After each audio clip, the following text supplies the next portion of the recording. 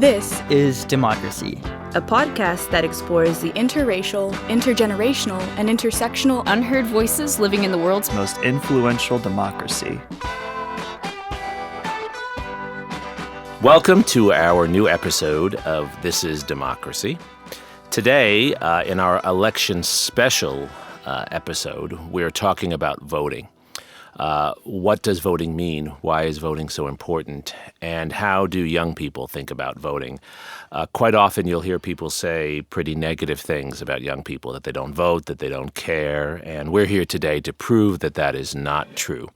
We have two of our super duper freshmen here at UT with us, Jillian and Juliet. Good morning. Good morning.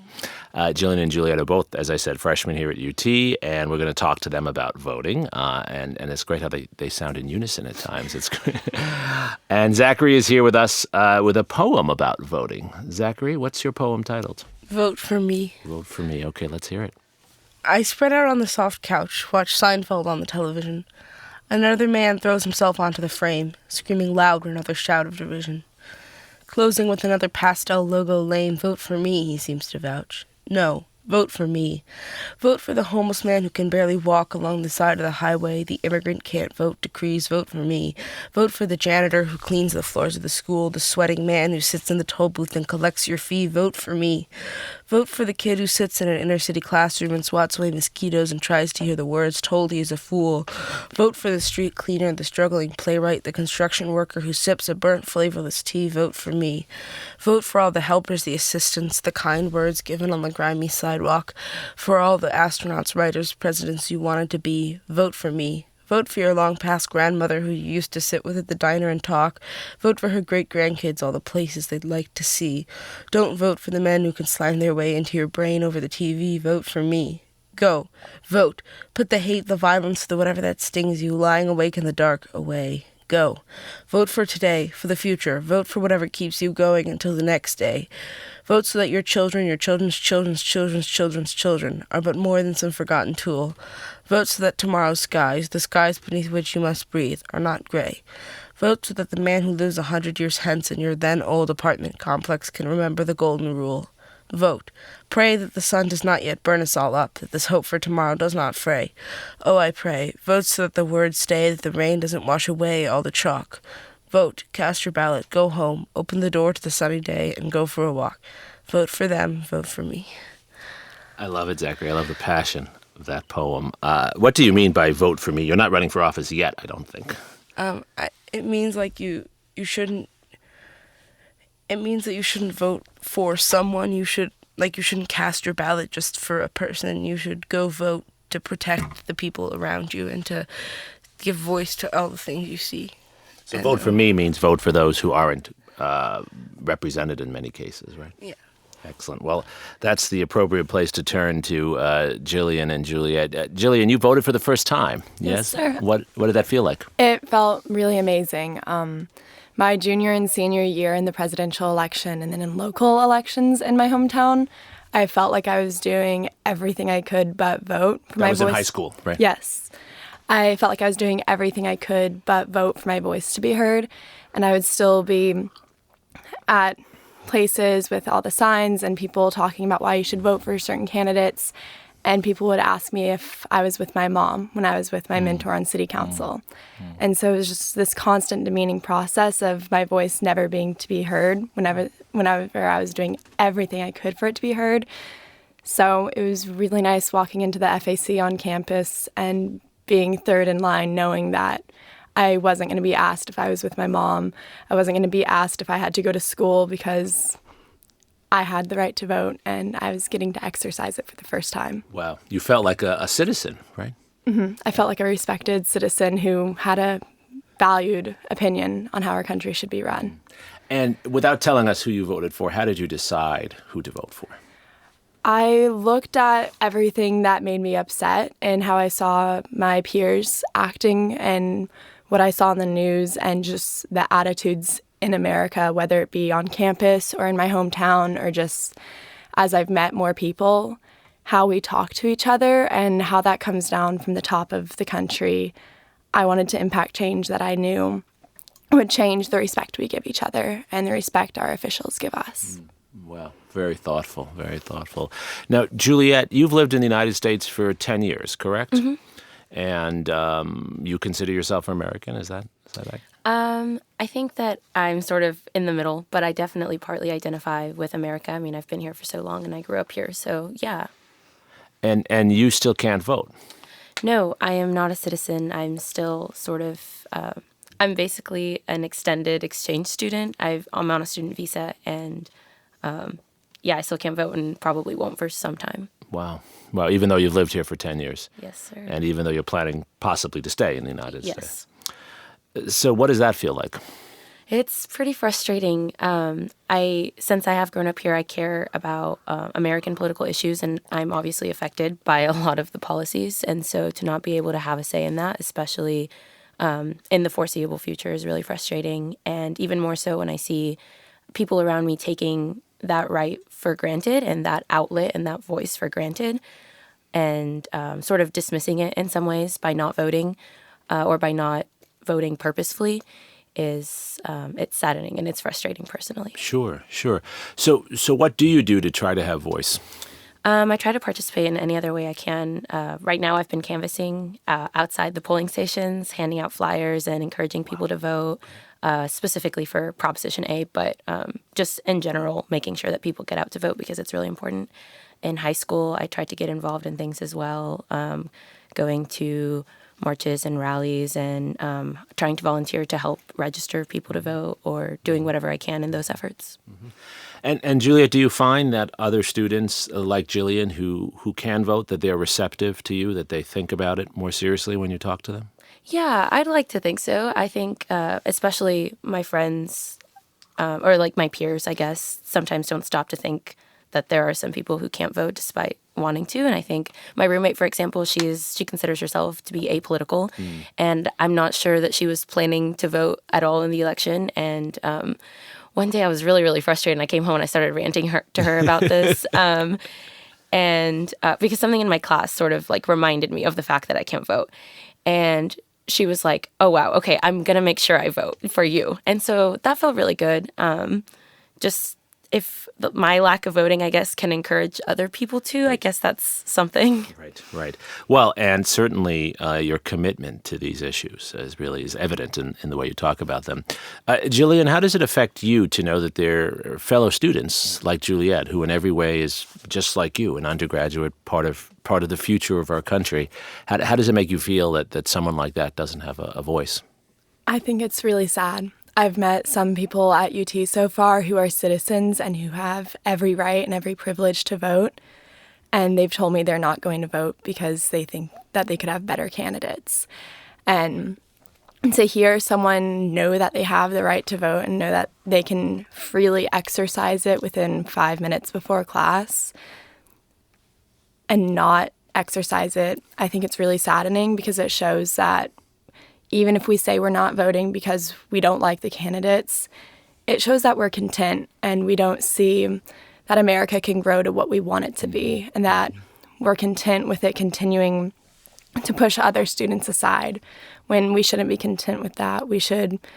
I believe we should exercise our vote so that other students who may not be able to vote have the America that is right for them. Sure. And we can work to help build it to be a more inclusive place. And even if constitutionally we can't have every student on campus vote, I believe we can still exercise our votes to create a better environment. And I think it's really sad when people are content without that environment. And you think there are real choices? I believe there are real choices. I think it's when we tell ourselves that there aren't choices, that's when we lose our choice. Mm-hmm. And Juliet, what do you say to not just students who don't vote, but students who can't vote who say they just want to stay uninvolved because they can't vote? If you belong to a group of people who can't vote, if you're being silenced in that way, and as young people, I feel like in some ways we're already silenced, as Yes. Jillian sort of discussed. But I think that if you give up from the start, then we're never going to get to a place where we can be heard. And so I feel like you should make an effort no matter what. And I do feel like I've made sort of a difference in this election, despite the fact that I can't vote, by getting out there every Yes. day and encouraging people to vote and canvassing for something that I'm passionate about. So I think that, yes, it is incredibly frustrating that we don't have this right and this privilege, but there are other things that we can do, and we should keep fighting for our voice to be heard. Zachary, how do you feel as someone who's 14 years old and has a few years to go before you vote? Do you feel that this involves you, or do you feel it's something that you shouldn't worry about? What do you think? I do feel like it involves me a lot, and it's really it's frustrating, but it's also scary to see everyone else who's like older than me vote and like possibly ruin it for me, because they're not the ones who have to live with it. And That's a good point. I mean, like, to see all these things that are like definitely gonna affect me when I'm older, and even like today they're going to affect me, being decided by people who don't know me and who aren't remotely like me is very scary and frustrating. So do you think, Zachary, that younger people should be able to vote? I mean, I'm not going to say that I should be able to vote because I'm only 14, but I do think that younger people should be able to vote. Juliet, what do you guys think? I definitely know people in my high school weren't ready to vote when we were 16, 17, but when I first started working, it began hitting me that we're contributing to society just as much as our parents are in some cases, and we're ready to build the economy. We're ready to get involved past just sticking to ourselves and what we want to do besides our homework. And so I feel like at 16, when you're able to drive and you're able to work, Right. the government should give consideration to whether or not that's a better age that we should start voting. I don't know if it's the answer, but I definitely think that there would be a reason to debate 16 or 18. Juliet, what do you think? Yeah, I think I agree with that. I think you're definitely sort of brought out more into the quote-unquote real world Yes. at that age. And Yes. so I think that, yeah, you're affected by the policies that would be enacted and by whoever is your elected representative. So I agree that some consideration should be given. And in terms of some people in your high school maybe not being ready at that age, I think there are some people our age who maybe aren't ready. But I think if we start... There's some people my age who Right. aren't ready. And we can't always just use them to negate an argument. Right. So I think that maybe if you did start younger, you could begin to foster, especially within high school and public school, when we take our first government classes, that sort of initiative to get educated and get energized to vote at a younger age. Yes. Well, there's an argument to be made that if you voted at a younger age, you would care. Right. Earlier. And Julia, what would you see as the solution for your situation? I mean, you've been here 10 years. Should there be a right to vote after living in the United States a certain amount of time, or what do you think? I don't know. I know that's difficult, and just anything surrounding immigration can be really, really, I don't know, difficult and sort of tied up in technicalities. But I mean, I think I'm really biased because I personally would say that if you've lived here for a certain amount of time and you plan to live here for a certain amount of time, you're just as American in some ways, Sure. and you're obviously affected by the same things. Well, you pay taxes, for example, right? Yes, my family pays taxes, and we don't really, we don't really see any, benefits in the sense that we're helping to maintain people around us, but like we personally don't get like the Social Security or any other privilege from taxes per se. But yeah, I think that we contribute just as much, and so in some ways we are just as deserving of the right to vote. Right. So what would you want candidates to say and do for your generation that they're not doing? Let's assume for a second that everyone listened to the two of you, as they will when they hear this podcast.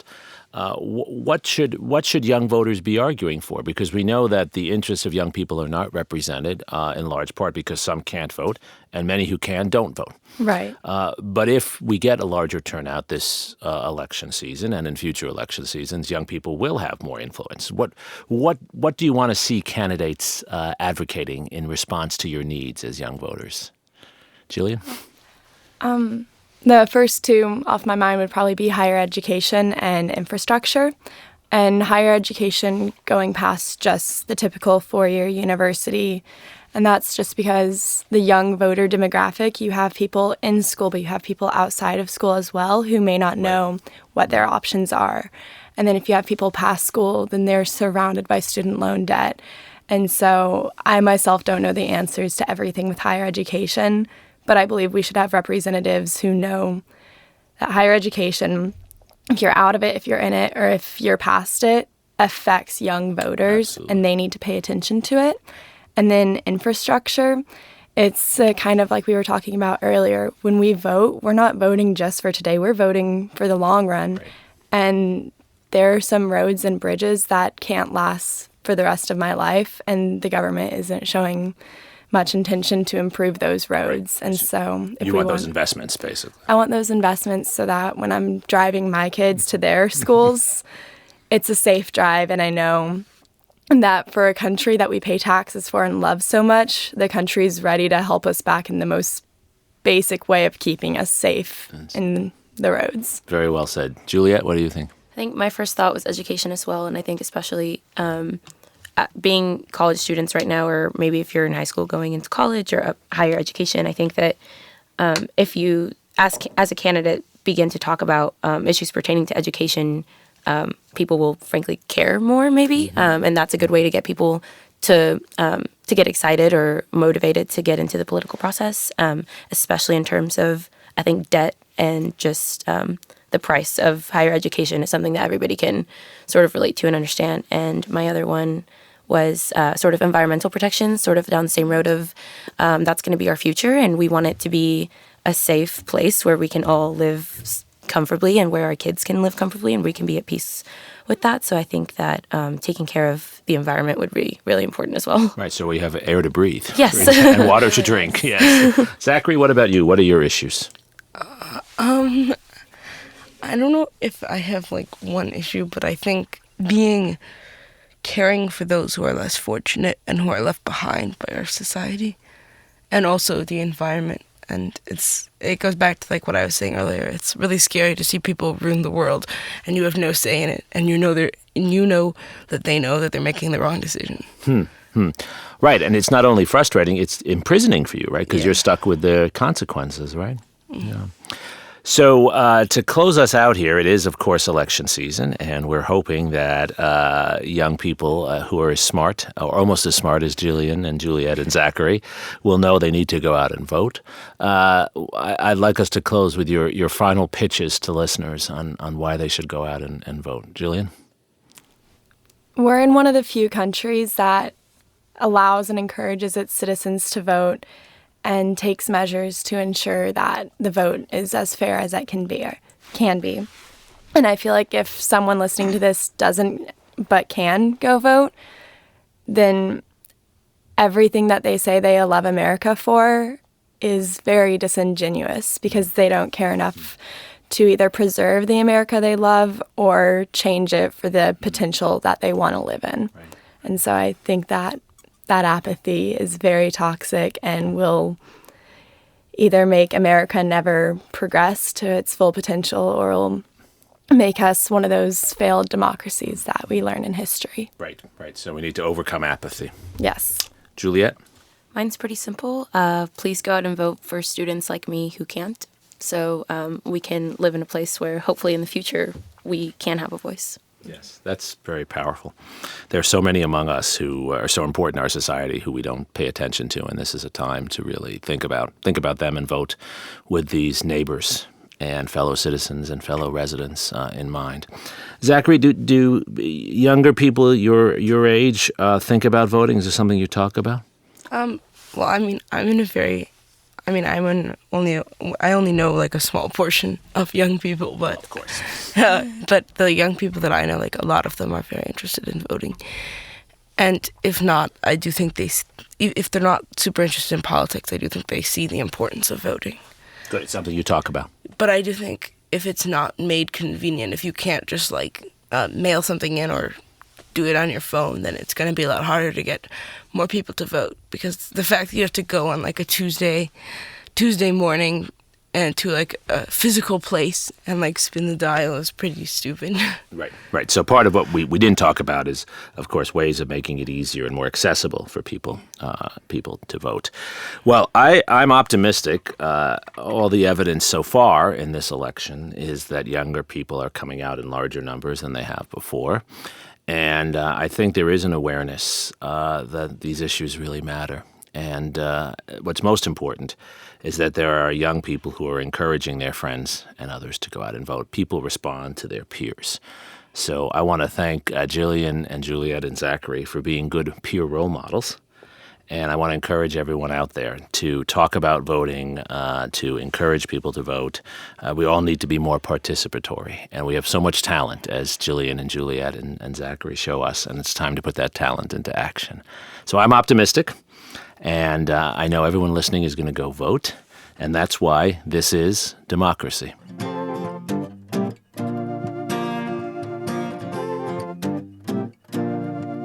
This podcast is produced by the Liberal Arts Development Studio and the College of Liberal Arts at the University of Texas at Austin. The music in this episode was written and recorded by Harrison Lemke, and you can find his music at harrisonlemke.com. Subscribe and stay tuned for a new episode every Thursday featuring new perspectives on democracy.